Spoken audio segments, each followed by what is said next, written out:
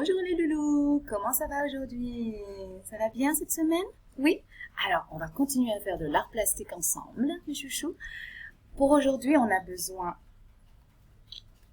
d'une feuille plus petite ou de cette taille, ou vous pouvez la plier en deux si vous voulez, qu'importe, mais il faut que ce soit un rectangle. Vous vous souvenez du rectangle?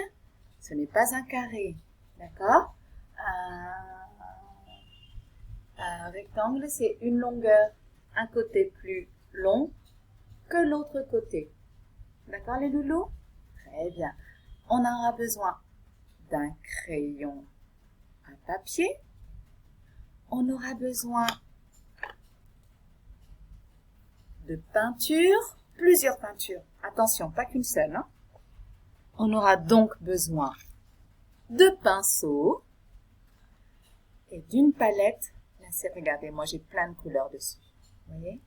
D'une palette de couleurs et on aura aussi besoin de votre doigt, parce qu'on va peindre avec les doigts aussi. Attention les loulous, il faudra mettre un tablier et prévenir papa et maman qu'on fait de la peinture. D'accord? Alors aujourd'hui, je vais vous présenter l'œuvre d'un artiste que j'aime beaucoup qui s'appelle Terry Frost. Regardez un petit peu. Vous voyez tout ce qu'il fait? Il fait beaucoup de choses colorées, surtout des ronds. Regardez. Des ronds et des spirales. Alors, les spirales, on en a déjà fait avec nos cotons-tiges la semaine dernière. Donc, cette fois-ci, on va faire ça. Regardez à côté, là. Ça va être très facile. Donc, on commence par prendre la feuille en papier. On peut prendre déjà avec soit le doigt, soit le crayon de bois. On peut d'abord tracer les traits. Vous voyez, là, il y a un trait au milieu. Un long trait au milieu qui sépare chaque demi-cercle. Donc, on va faire un long trait au milieu, comme ça. Pas droit, hein, pas tout droit comme ça. Un peu en oblique, un peu penché.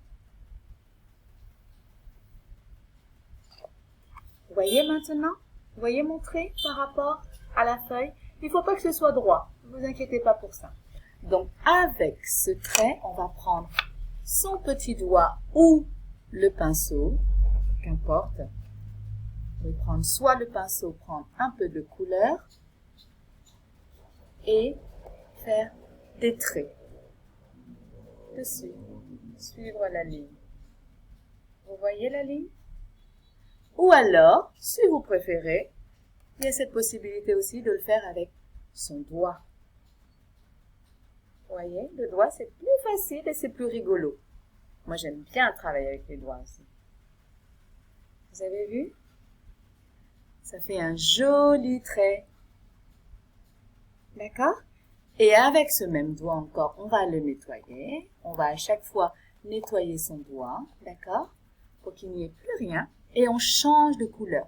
Est-ce que vous avez vu que là, il y a un demi-cercle rond, un demi-cercle rose ici, et ici un demi-cercle plein de cette couleur.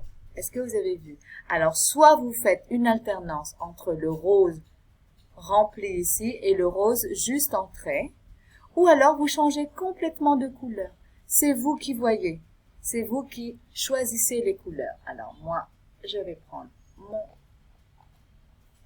On a oublié, on peut faire les traits avant au crayon de bois.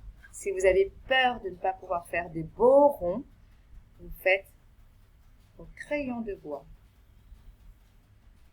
Ça ressemble aux feuilles que la chenille qui fait des trous mange. Est-ce que ça vous rappelle quelque chose, la chenille qui fait des trous? Oui, ça vous rappelle quelque chose? Regardez, on va faire le rond, les traits, les demi-cercles en rond comme ça. Et on va suivre avec soit le pinceau, soit avec le doigt. On va le faire une fois avec le pinceau. Alors, on va prendre du orange. J'aime beaucoup le orange. Et on va faire le trait qui suit.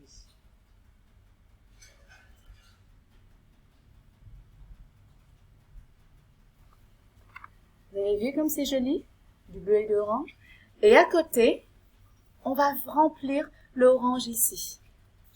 On va pas faire le trait, parce que ça fait la même couleur sinon. On va prendre l'orange avec lequel on a fait le trait, on va le remplir ici. Et comme ça, on va alterner, on va changer. Je vous ai dit, vous pouvez le faire avec le doigt ou le pinceau. Pour faire des gros ronds, c'est mieux de faire avec le pinceau. Ça va beaucoup plus vite que le doigt. D'accord? Par contre, pour faire les traits fins, vous pouvez le faire avec le doigt.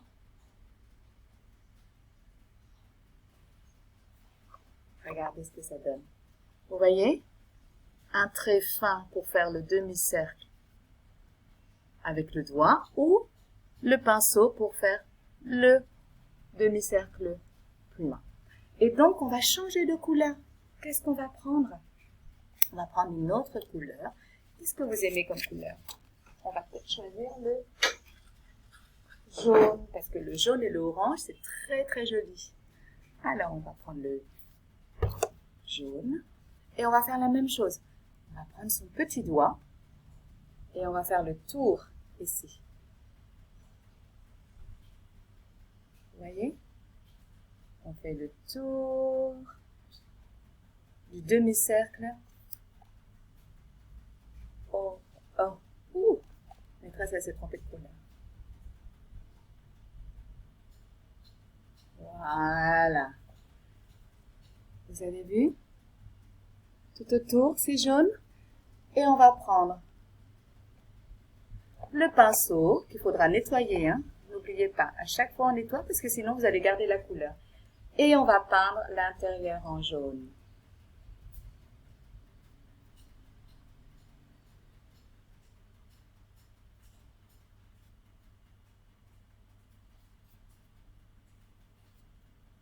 Voilà.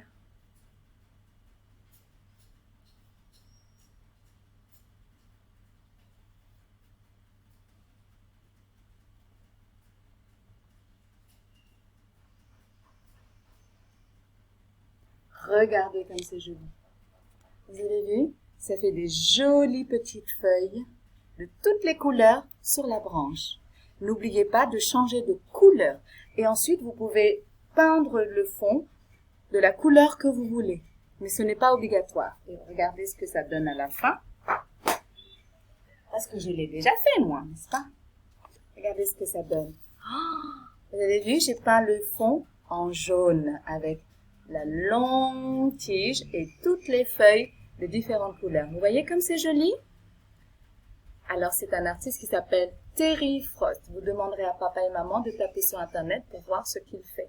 C'est très, très joli. Voilà les loulous. Amusez-vous bien. Peignez bien avec vos doigts et les pinceaux.